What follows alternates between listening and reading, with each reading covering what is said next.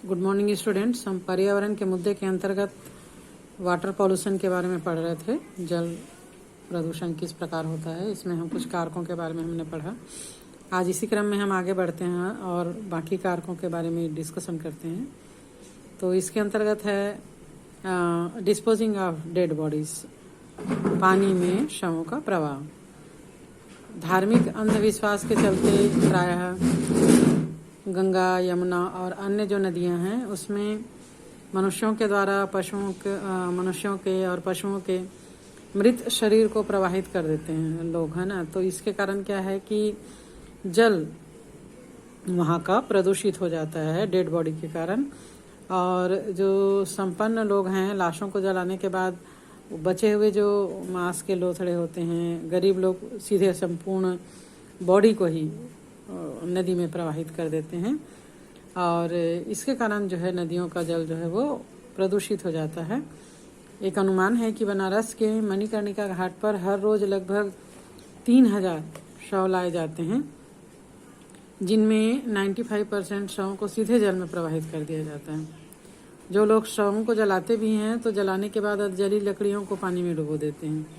इससे जल गर्म हो जाता है और वहाँ के जीवों पर प्रतिकूल प्रभाव पड़ता है। शव या अधजले जो मांस के लोथड़े जब पानी पहुंचते हैं तो जीवाणु के द्वारा उनका अपघटन किया जाता है तेजी से, जिसके कारण जीवाणु अपघटन के लिए ऑक्सीजन का उपयोग करते हैं और पानी में ऑक्सीजन की कमी हो जाती है, जिससे अनेक हानिकारक जीवाणु पैदा हो जाते हैं जो विभिन्न प्रकार के बीमारियों को फैलाने के लिए जिम्मेदार होते हैं। नेक्स्ट आता है धार्मिक अनुष्ठान, रिलीजियस फंक्शंस। हमारे भारतवर्ष में बहुत सारे ऐसे पूजा पाठ हैं, जिन धार्मिक अनुष्ठान हैं जिसमें पूजा की गई सामग्रियों को पानी में विसर्जित किया जाता है ना। और ये जो सामग्रियां हैं ये कार्बनिक पदार्थों की मात्रा में वृद्धि कर देते हैं पानी के अंदर। जैसे दुर्गा पूजा है और भी दुनिया भर के हैं, उनके अवसर पर बनाई गई मूर्तियां भी पानी में प्रवाहित किया जाता है, जिससे पानी वहाँ का प्रदूषित हो जाता है। हरिद्वार में गंगा आरती के समय प्रतिदिन आरती संबंधी ढेरों जो हवन सामग्रियाँ हैं, पूजा की सामग्रियाँ हैं, उनको गंगा में प्रवाहित किया जाता है, जिससे वहाँ का जल जो है वो प्रदूषित होता है। तो इनका उपचार किस प्रकार किया गया? एकीकृत अपशिष्ट जल उपचार के बारे में हम पढ़ते हैं। इनग्रेडेड वेस्ट वाटर ट्रीटमेंट। जल प्रदूषण जनरली घरेलू और औद्योगिक वाहित मल जल के चलते ज़्यादा होता है और इसका उपचार करने के बाद ही इसको अगर जलाशय में प्रवाहित किया जाए तो इस जल जो है वो उतना ज़्यादा प्रदूषित नहीं हो पाएगा। तो इस उपचार के 3 सोपान हैं। प्राथमिक उपचार, इस सोपान में बड़े और लंबित कणों को अलग किया जाता है, जिसके लिए भौतिक क्रिया जैसे अवसाधन है, प्लवन है, छानन है, इसके द्वारा जो बड़े टुकड़े हैं जो जल में जा रहे हैं प्रवाहित करना है उसको अलग किया जा सकता है। द्वितीय उपचार, सेकेंडरी ट्रीटमेंट।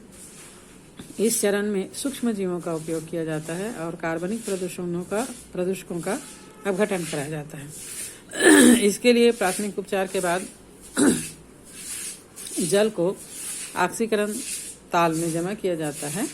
कार्बनिक पदार्थों की मौजूदगी के चलते इस जल में शैवाल और सूक्ष्म जीव अच्छी ग्रोथ करते हैं और जीवाणु कार्बनिक पदार्थों का अपघटन कर देते हैं और शैवाल इस क्रिया के दौरान मुक्त होने वाले कार्बन डाइऑक्साइड को प्रकाश संश्लेषण के लिए उपयोग कर लेते हैं और ऑक्सीजन मुक्त करते हैं। इस प्रकार ऑक्सीजन और कार्बन डाइऑक्साइड का बैलेंस यहाँ पर हो जाता है, जिससे जीवाणु अपनी वृद्धि कायम रख पाते हैं और इस प्रकार ऑक्सीकरण ताल में शैवाल और जीवाणुओं के बीच एक सहजीविता कायम रहती है।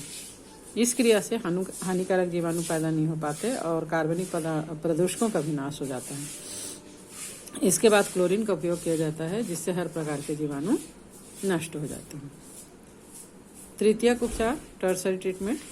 तृतीयक उपचार के बाद जल में अकार्बनिक फास्फेट, नाइट्रेट ये सब बचे रह जाते हैं, जिसके चलते ये जल जो है पीने के योग्य नहीं रहता है। और इस चरण में घुलित लवणों को रासायनिक विधियों से दूर किया जाता है, जैसे कि रिवर्स परासरण, ऑक्सीकरण इत्यादि क्रियाओं के द्वारा। इस उपचारित जल को या तो जलाशय में बहा दिया जाता है या फिर पीने के काम में लाया जा सकता है। वाहित मल जल का उपचार बहुत ही खर्चीला है, इसलिए प्रायः प्रथम 2 सोपानों का ही ज़्यादातर उपयोग किया जाता है। वाहित मल जल का उपचार एकीकृत तरीके से प्राकृतिक एवं कृत्रिम दोनों विधियों को मिलाकर करने का उदाहरण अरकाटा शहर, अमेरिका के कैलिफोर्निया शहर के उत्तरी तट पर अवस्थित है। ये वहाँ देखा जा सकता है।